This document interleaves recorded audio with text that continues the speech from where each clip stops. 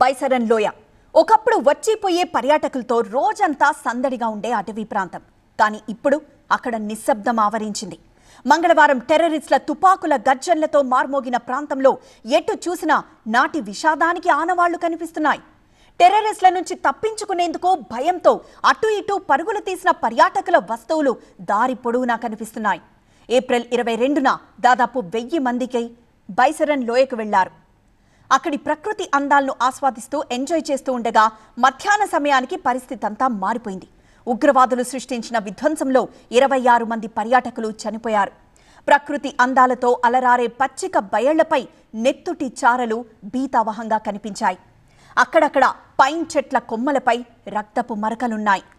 బైసరన్ లోయ నుంచి కింద 7 కిలోమీటర్ల దూరాన ఉన్న పహల్గాం పట్టణం వరకు చెల్లాచెదురుగా పడిన వస్తువులు కనిపించాయి.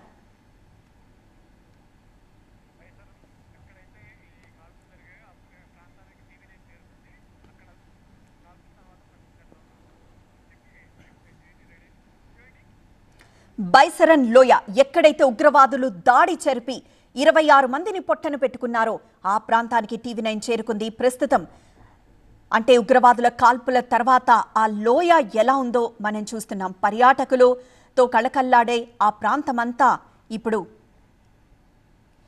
బోసిపోయి కనిపిస్తూ ఉంది. ఉగ్ర దాడి తర్వాత బైసరన్ లోయ ఇదిగో ఇలా మారిపోయింది. ఎక్కడ చూసినా ఒక పక్క నెత్తుటి మరకలు, మరోవైపు మంగళవారం జరిగిన దాడి సమయంలో తప్పించుకునేందుకు పర్యాటకులు ప్రయత్నించడం, వారి వస్తువులు అలా చెల్లాచెదరుగా పడున్న ఆ దృశ్యాలు ఇంకా ఇప్పటికీ అలానే ఉన్నాయి. ఆ ప్రాంతమంతా ఒకప్పుడు పర్యాటకులతో కళకల్లాడింది. పర్యాటకులు కూర్చుని అక్కడ భోజనం చేసిన స్థలం అది. అలానే అక్కడున్న చుట్టుపక్కల ప్రాంతాల్ని సందర్శించిన స్థలం అది.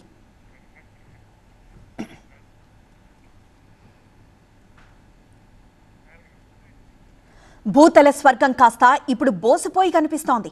పచ్చిక బయళ్లలో తిరుగుతూ ప్రకృతి అందాల్ని చూసి పరవశిస్తున్న పర్యాటకులపై జరిగిన కాల్పులు ఇంకా కళ్ల ముందే మెదులుతున్నాయి. ఈ ప్రభావంతో ప్రస్తుతం టూరిజం ఆనవాళ్లే లేవన్నట్లుగా పరిస్థితి మారిపోయింది. అన్ని షాపులు మూసేసే కనిపిస్తున్నాయి. ఉగ్ర దాడి తర్వాత నిర్మానుష్యంగా మారిన పహల్గాంని చూస్తున్నాం. అప్పటి వరకు పర్యాటకులతో కళకల్లాడింది. ఎంతో మంది 2 నెలల పాటు బుక్ చేసుకున్నారు ఈ ప్రదేశానికి వచ్చి విజిట్ చేయడానికి. కానీ ఇప్పుడు పహల్గాం పరిస్థితి ఇలా కనిపిస్తుంది, బోసిపోయి కనిపిస్తోంది.